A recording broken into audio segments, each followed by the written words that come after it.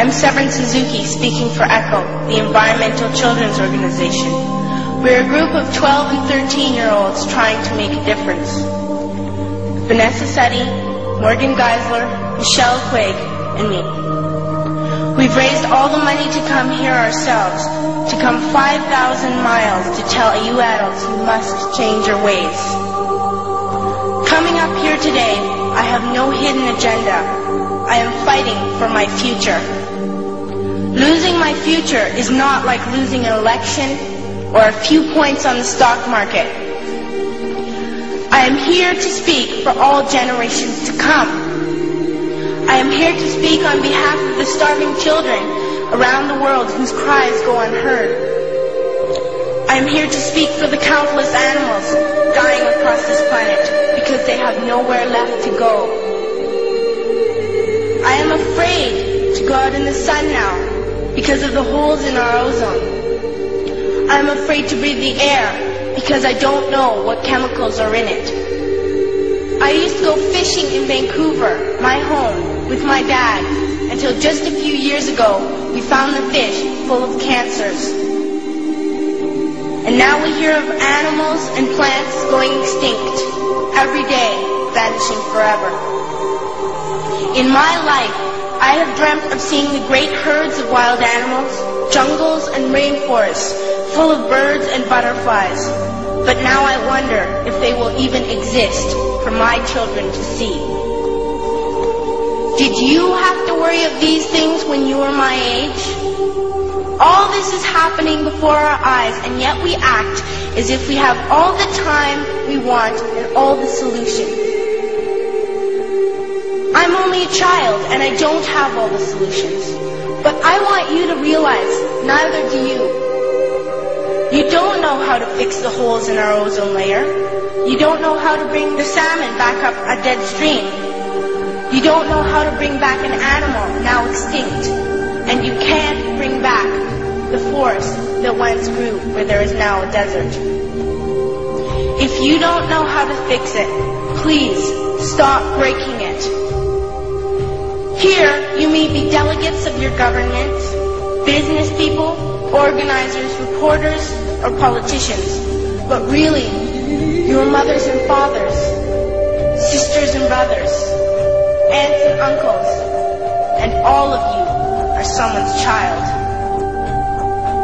I'm only a child, yet I know we are all part of a family, 5 billion strong. In fact, 30 million species strong. And borders and governments will never change that. I'm only a child, yet I know we are all in this together and should act as one single world towards one single goal. In my anger, I am not blind, and in my fear, I am not afraid of telling the world how I feel. In my country, we make so much waste. We buy and throw away, and yet northern countries will not share with the needy. Even when we have more than enough, we are afraid to share. We are afraid to let go of some of our wealth. In Canada, we live the privileged life, with plenty of food, water, and shelter. We have watches, bicycles, computers, and television sets. The list could go on for 2 days. 2 days ago, here in Brazil, we were shocked when we spent time with some children living on the streets. This is what one child told us. I wish I was rich. And if I were, I would give all the street children food, clothes, medicines, shelter, and love and affection. If a child on the streets who has nothing is willing to share, why are we who have everything still so greedy?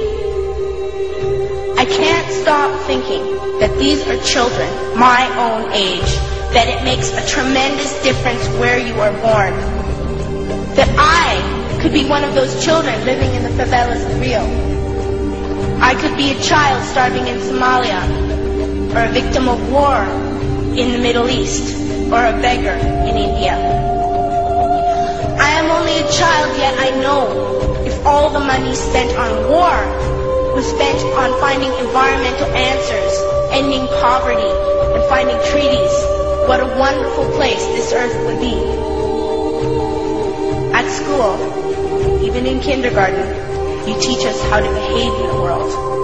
You teach us not to fight with others, to work things out, to respect others, to clean up our mess, not to hurt other creatures, to share, not be greedy. Then why do you go out and do the things you tell us not to do? Do not forget why you are attending these conferences, who you're doing this for. We are your own children. You are deciding what kind of world we are growing up in. Parents should be able to comfort their children by saying, everything's going to be all right. It's not the end of the world, and we're doing the best we can. But I don't think you can say that to us anymore. Are we even on your list of priorities? My dad always says, you are what you do, not what you say. Well, what you do makes me cry at night. You grown-ups say you love us, but I challenge you, please, make your actions reflect your words. Thank you.